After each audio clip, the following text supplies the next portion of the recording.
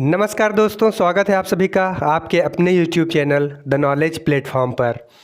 Fluid mechanics में हमने cover कर लिया है टाइप्स ऑफ फ्लो के बारे में। पिछले लेक्चर में हमने ये सब कवर कर लिया है। आज हम कंटिन्यू करेंगे इसके आगे कॉन्टिन्यूटी इक्वेशन। तो अगर आप इस चैनल में पहली बार आए हैं तो वीडियो के एंड तक बने रहिए, और अगर आपको वीडियो पसंद आए तो आप इसको सब्सक्राइब करके बेल आइकन को भी प्रेस करिएगा और ज़रूरतमंद लोगों तक शेयर भी करिएगा। तो बने रहिए वीडियो के अंत तक। आइए स्टार्ट करते हैं। तो आज हम स्टार्ट करेंगे कॉन्टिन्यूटी इक्वेशन। तो कॉन्टिन्यूटी इक्वेशन क्या है भाई? कॉन्टिन्यूटी इक्वेशन, देखिए कॉन्टिन्यूटी इक्वेशन जो है वो बेस्ड है कंजर्वेशन ऑफ मास पे। किस पे बेस्ड है? कंजर्वेशन ऑफ मास। दो चीज़ होती है इसमें इंक्लूड होंगी, एक आएगा मास फ्लो रेट, दूसरा आएगा volume flow rate. Mass flow rate क्या होता है, वॉल्यूम फ्लो रेट क्या होता है? फ्लो रेट जहाँ भी हमने बताया, पिछले लेक्चर में भी बताया है कि जहाँ भी टी लग जाए यानी टाइम जहाँ भी दर लग जाए वहाँ पे टाइम इंक्लूड हो जाता है। मतलब प्रति समय, मतलब कितने समय में वो चीज़ फ्लो हो रही है। तो अगर मास फ्लो रेट की बात की जाए तो पर यूनिट टाइम में कितना मास फ्लो हो रहा है, और अगर वॉल्यूम फ्लो रेट की बात की जाए तो कितने समय में यानी पर यूनिट टाइम में कितना वॉल्यूम फ्लो हो रहा है। तो ये दो वर्ड इसमें इंक्लूड होंगे। पहला होगा मास flow rate. Mass flow rate, rate मतलब पर यूनिट टाइम। तो यहाँ पे हम इसकी डेफिनेशन क्या लिखेंगे? Mass flowing per unit time through any cross section is called mass flow rate, is called mass flow rate। अच्छा, अब मास फ्लो रेट जो है इसको डिनोट करते हैं एम डॉट से। किससे? एम डॉट से। M dot is equal to mass flowing per unit time, मतलब मास पर यूनिट टाइम। तो मास फ्लो रेट क्या हो गया भाई? M by t. तो इसका यूनिट की अगर बात की जाए तो किलोग्राम पर सेकेंड। दूसरा टर्म आता है volume flow rate. Volume flow rate, तो देखिए जैसे इसमें mass flowing per unit time था तो इसमें वॉल्यूम हो जाएगा volume flowing per unit time through a cross section, through a cross section is called volume flow rate, या वॉल्यूम फ्लो रेट को ही दूसरे नाम से जानते हैं डिस्चार्ज। तो जहां भी वॉल्यूम फ्लो रेट आएगा वहां आप उसे समझेंगे क्या? It is discharge. तो देखिए वॉल्यूम फ्लो रेट को डिस्चार्ज कहते हैं। तो डिस्चार्ज को लिखते किससे हैं? क्यू से रिप्रेजेंट करते हैं, और क्यू बराबर हो गया वॉल्यूम पर यूनिट टाइम, यानी q is equal to v upon t. अगर यूनिट की बात की जाए तो वॉल्यूम की यूनिट मीटर क्यूब और टी की second. Metre cube per second, कितने मीटर क्यूब वॉल्यूम प्रति सेकंड फ्लो हो रहा है वो कहलाता है वॉल्यूम फ्लो रेट। तो ये दोनों टर्म हमने इसलिए बता दिए कॉन्टिन्यूटी इक्वेशन से पहले, क्योंकि ये दोनों टर्म कॉन्टिन्यूटी इक्वेशन में यूज होंगे। ठीक है, तो इतना नोट कर लें, फिर उसके बाद हम बताते हैं कॉन्टिन्यूटी इक्वेशन। तो आइए देखते हैं कॉन्टिन्यूटी इक्वेशन क्या है। तो मैंने पहले ही बताया है कि it is based on conservation of मास, यानी द्रव्यमान संरक्षण पर यह आधारित है। तो आइए इसको समझते हैं। मैंने इसको समझाने के लिए ले लिया कोई एक पाइप जो वेरिंग क्रॉस सेक्शन का है। मतलब यहाँ पे अगर इस सेक्शन पे हम देखें तो उसका एरिया कुछ और है, इस सेक्शन पे देखें तो उसका एरिया कुछ और है। मान लीजिए कि ये 1 सेक्शन है, ये 2 सेक्शन है। तो इस पे एरिया A1 मान लिया इस पे एरिया A2 मान लिया।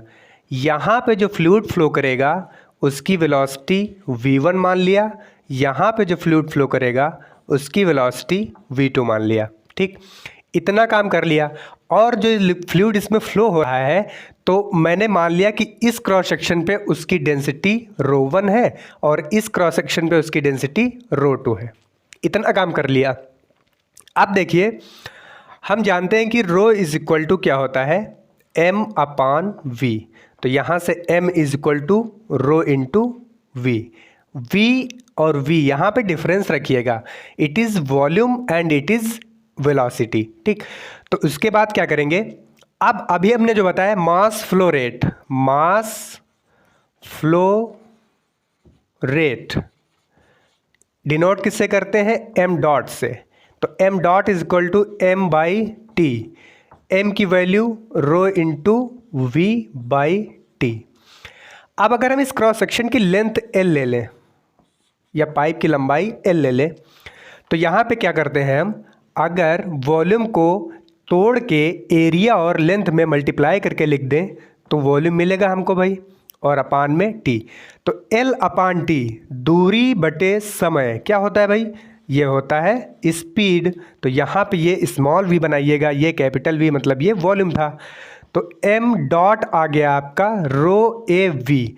तो अगर हम बात करें क्रॉस सेक्शन A की, तो फॉर क्रॉस सेक्शन 1/1, ठीक, तो यहाँ पे हम मान लेते हैं कि मास फ्लो रेट m1 है, m डॉट 1 है।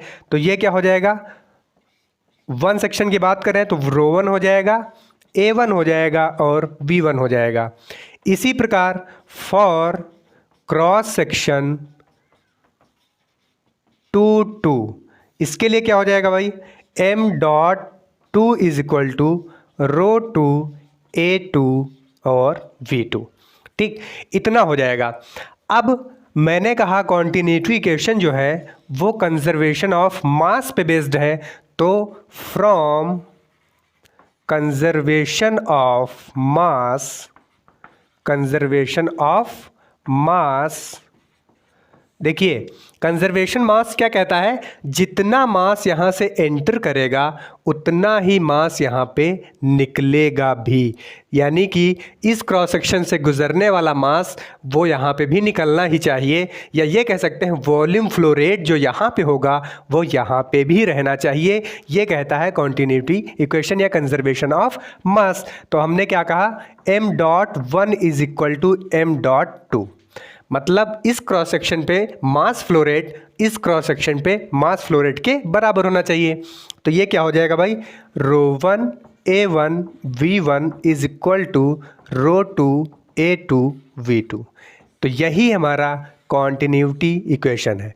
अब देखिए, अगर आप यहाँ पे देखें तो ρ1 है, फिर यहाँ पे ρ2 है, मतलब ये कि यहाँ पे ρ1 और ρ2 मानने का रीज़न है, जैसे मैंने कहा कि इसमें कोई फ्लूइड एक ही टाइप का फ्लो कर रहा था तो उसकी डेंसिटी तो रो होनी चाहिए, रो ही होनी चाहिए। लेकिन चूंकि वेरिंग क्रॉस सेक्शन है तो वहाँ पे प्रेशर में भी डिफरेंस आएगा, इसलिए डेंसिटी में भी डिफरेंस आ जाएगा। तो पहले मान लीजिए ρ1 है, दूसरी मान लीजिए ρ2। तो ये इक्वेशन जो होती है ये होती है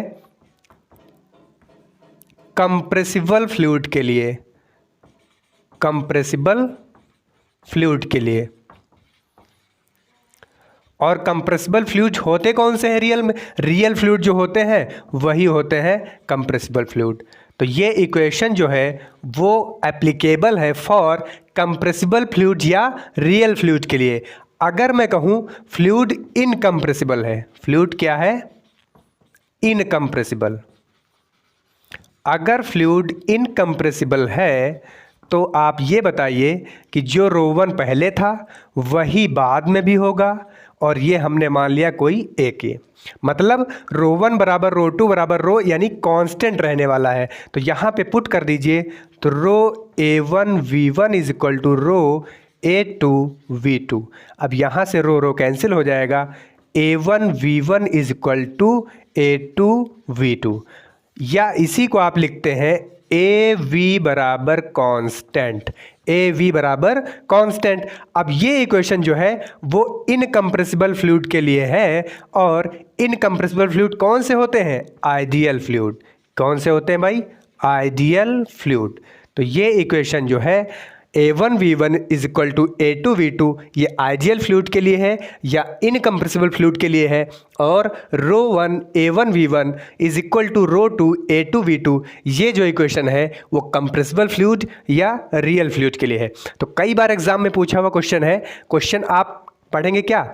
कॉन्टिन्यूटी इक्वेशन एग्जिस्ट फॉर, अब आगे नहीं पढ़ेंगे। जैसे आपने पढ़ा कॉन्टिन्यूटी इक्वेशन, बस आप ऑप्शन चले जाएंगे, वहाँ पे आपको पूरा क्वेश्चन ये पढ़ना है कि कहीं ये तो नहीं कह रहा है कि इनकम्प्रेसिबल या कंप्रेसिबल फ्लूइड के लिए। अगर इसकी कोई चर्चा नहीं करता है तब आप लगाएंगे ये वाला ऑप्शन। लेकिन अगर वो कह देता है कि फ्लूइड कंप्रेसिबल है, तो कंप्रेसिबल है इसका मतलब डेंसिटी भी चेंज होगी, तो इसलिए ये वाला ऑप्शन आप सही करेंगे। तो डिटेल में हमने इसको डिस्क्राइब कर दिया, इसको आप नोट कर लीजिए।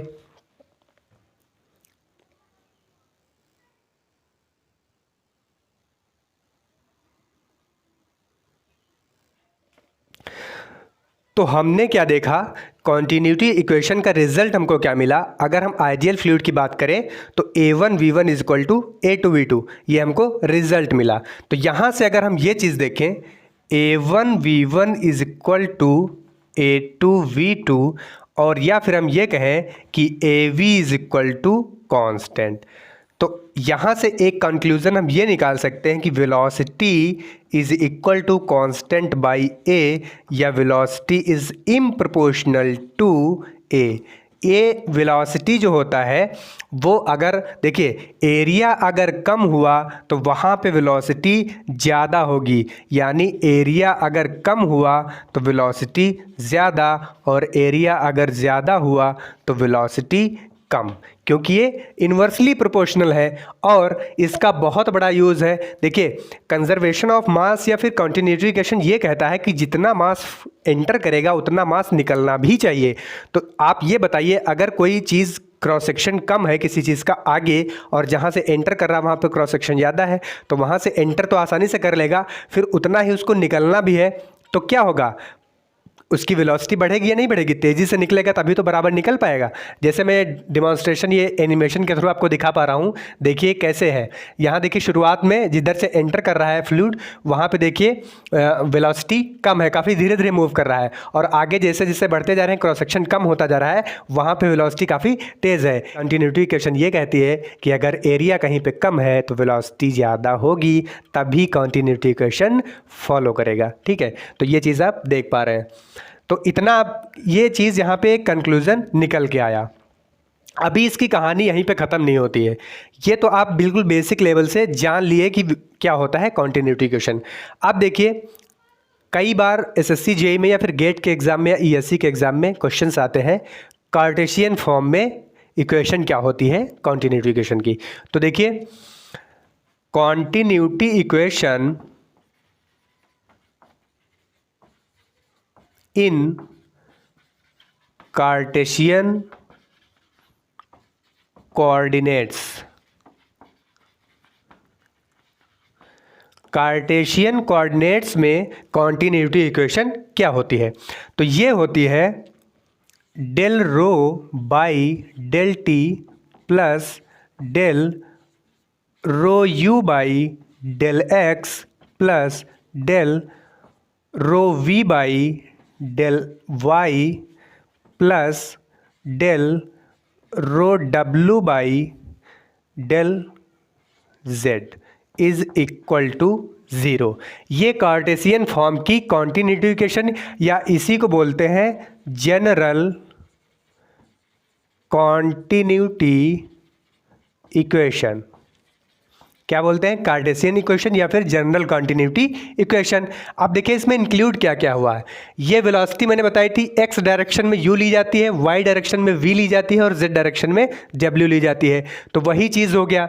अब उसका क्या कर दिया गया है? डिफ्रेंशिएशन कर दिया गया है उसकी डायरेक्शन के सापेक्ष, और ये डेंसिटी को मल्टीप्लाई किया गया है। तो बहुत ही ईजी है याद रखना। देखिए del u by del t तो इंक्लूड होगा ही होगा, ये टी के सापेक्ष होता है। फिर उसके बाद सारी जो होंगी वो दूरियों के सापेक्ष, यानी कि एक्स वाई और जेड के सापेक्ष, तो डेल बाई डेल एक्स लिख दीजिए, फिर rho into u, del by del y rho into v, क्योंकि वाई डायरेक्शन में वेलोसिटी v होती है, z डायरेक्शन में वेलोसिटी w होती है। तो ये तो हो गया।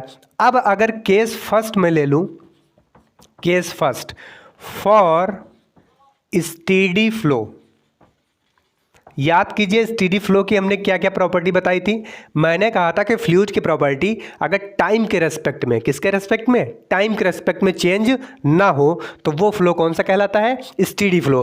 तो यहाँ पे देखिए ये सब चीज़ें तो टाइम पे डिपेंड नहीं कर रही हैं, डिपेंड क्या कर रहा है, रो डिपेंड कर रहा है टाइम पे। मतलब फॉर स्टेडी फ्लो ये चीज़ क्या होनी चाहिए, del rho by del t is equal to zero. यही तो हमने प्रॉपर्टी पढ़ी थी भाई, ठीक। तो ये चीज़ जीरो होनी चाहिए, तो इसको अगर हम जीरो कर दें तो फॉर स्टेडी फ्लो के लिए इक्वेशन क्या बन जाएगी, del rho u by del x plus del rho v by del y plus del rho डब्लू by del z is equal to zero. ये होती है continuity equation for steady flow. और ये कैसी है, 3 डायमेंशन 3D फ्लो के लिए। क्यों भाई, x भी शामिल है, y भी शामिल है और z भी शामिल है। अगर मैं केस सेकंड ले लूं, केस सेकंड ये ले लेता हूं, steady and incompressible flow, incompressible flow. अगर इनकम्प्रेसिबल की बात कर ली जाए तो इनकम्प्रेसिबल क्या होता है, अगर इनकम्प्रेसिबल फ्लूइड है तो वहाँ पे उसकी डेंसिटी क्या हो जाती है, कांस्टेंट। स्टेडी हो गया, इसका मतलब del rho by del t is equal to zero हो गया। और इनकम्प्रेसिबल है इसलिए rho is equal to constant, rho क्या हो जाएगा, कांस्टेंट हो जाएगा। तो अब ये इक्वेशन क्या बन जाएगी, ये तो ज़ीरो हो ही गया, उसके बाद रो को लेंगे बाहर और उसके अंदर क्या बचेगा, del u by del x यहाँ पे बचेगा, रो कर बाहर कर ले लें हम, फिर del v by del y बचेगा और डेल डब्ल्यू बाई डेल जेड बचेगा। तो ये इक्वेशन क्या बन जाएगी, डेल रो को हमने बाहर ले लिया, del u by del x plus del v by del y plus del डब्ल्यू बाई डेल जेड, और ये बराबर ज़ीरो। अब rho is equal to zero हो नहीं सकता, तो होगा क्या ज़ीरो, ये वाला पोर्शन, ये वाला पोर्शन ज़ीरो। यहाँ पे लिख लीजिएगा rho does not equal to zero, but ये वाला ज़ीरो हो सकता है। तो यहाँ से इक्वेशन आएगी del u by del x plus del v by del y plus del डब्ल्यू बाई डेल जेड। ये होता है for steady and incompressible flow, और ये होता है इन 3D। अगर 3D की बात की जाए तो ये होगी बराबर ज़ीरो, और अगर 2D की बात कर दी जाए तो ये वाला पोर्शन हटा देंगे आप, क्या करेंगे, del u by del x plus del v by del y बराबर के ज़ीरो। तो ये बहुत ही सिंपल है, कार्टेशियन बहुत ही इंपॉर्टेंट है, कई बार क्वेश्चन आया हुआ है। तो कार्टेशियन कोऑर्डिनेट्स में कॉन्टिन्यूटी इक्वेशन ये होती है, और for steady flow del rho by del t is equal to zero. क्यों, क्योंकि टी के सापेक्ष रो चेंज नहीं होना चाहिए, इसीलिए change in rho with respect to time is equal to zero. तो ये पोर्शन जीरो हो गया, तो ये चीज़ बच गया। और अगर स्टेडी एंड इनकम्प्रेसिबल फ्लो के लिए बात कर ली जाए तो स्टेडी के लिए ये तो ज़ीरो हो ही जाएगा, और इनकम्प्रेसिबल के लिए रो इज इक्वल टू कांस्टेंट होता है। तो यहाँ से रो हम बाहर कर लेंगे हर एक टर्म से, और फिर उसको बीच वाला पोर्शन जो बचेगा उसको हम ज़ीरो के बराबर रख लेंगे। तो ये 3D के लिए है, और 2D के लिए अगर आप चाहें तो del u by del x plus del v by del y is equal to zero, ये 2D के लिए हो जाएगी। तो बहुत ही सिंपल है, इतना आप नोट कर लें।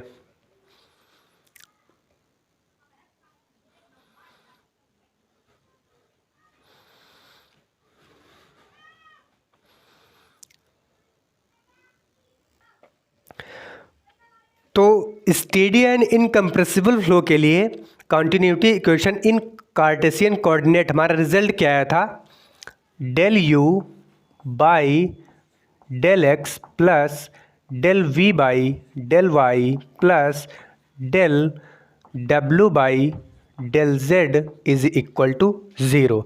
ये हमारा रिजल्ट आया था कार्टेशियन फॉर्म में कॉन्टिन्यूटी इक्वेशन का।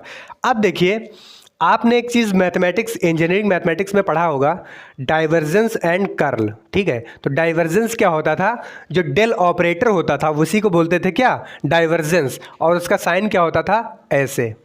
ये डाइवर्जेंस होता क्या था, ये यही होता था del by del x into i direction plus del by del y j plus del by del z के, याद है। तो ये del operator is equal to होता था ये। और मैं अगर वेलोसिटी वेक्टर की बात करूं तो वेलोसिटी वेक्टर क्या होता है, यू आई डायरेक्शन में u velocity plus v velocity जो होती है वो जे डायरेक्शन में होती है प्लस जो के डायरेक्शन वेलोसिटी है वो डब्ल्यू है। तो ये वेलोसिटी वेक्टर हो गया, ये डेल वेक्टर हो गया। तो मैं अगर इन दोनों को मल्टीप्लाई करूं मतलब del divergence of velocity vector is equal to, तो ये क्या होगा, del by del x i plus del by del y j plus del by del z के, एक ब्रैकेट में into dot u i plus v j plus डब्ल्यू के दूसरे ब्रैकेट में। तो हमने एक चीज़ ये पढ़ रखा है, ए डॉट बी बराबर a b mod cos theta, ये चीज़ हमने पढ़ा है, ए डॉट बी बराबर ए बी कॉस थीटा। अब आई जे और के जो डायरेक्शन है वो होते कैसे हैं, एक दूसरे के परपेंडिकुलर। तो आई अगर मैं इसको ले लूँ, जे इसको ले लूँ और के इसको ले लूँ तो हर एक के बीच में 90 डिग्री का एंगल होता है, ठीक। तो जब इसको मल्टीप्लाई करेंगे तो ए बी कॉस थीटा, अगर मैं कहूँ आई डॉट आई तो ये यहाँ पे बनेगा आई स्क्वायर।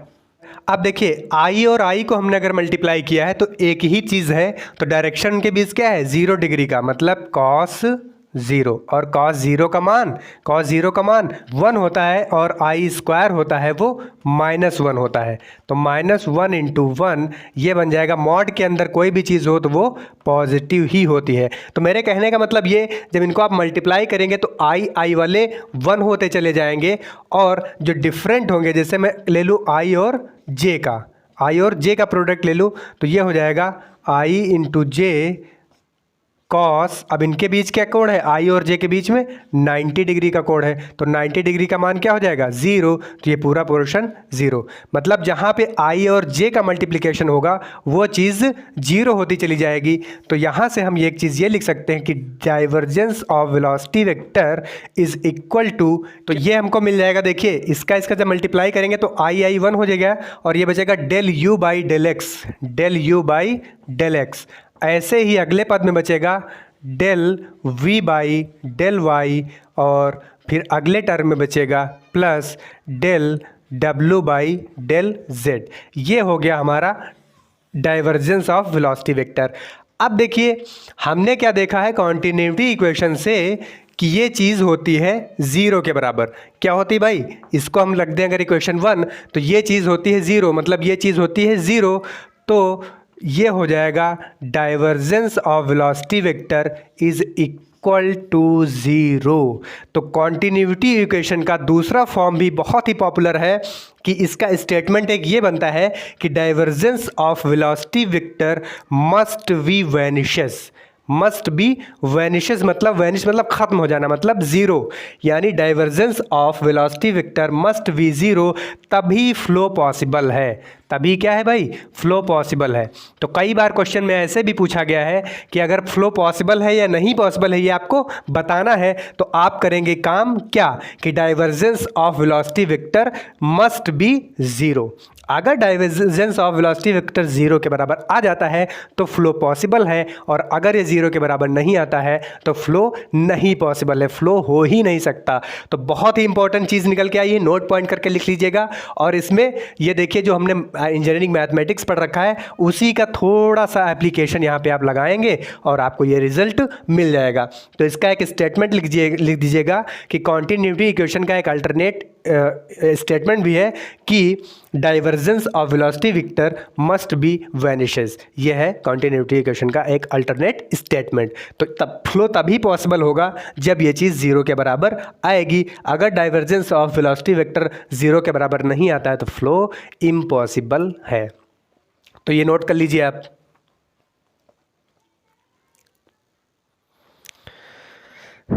ठीक है, तो कॉन्टिन्यूटी इक्वेशन यहीं पे ख़त्म होता है। इससे रिलेटेड मैं न्यूमेरिकल एक करवा दूंगा, तो वो अगले लेक्चर में होगा।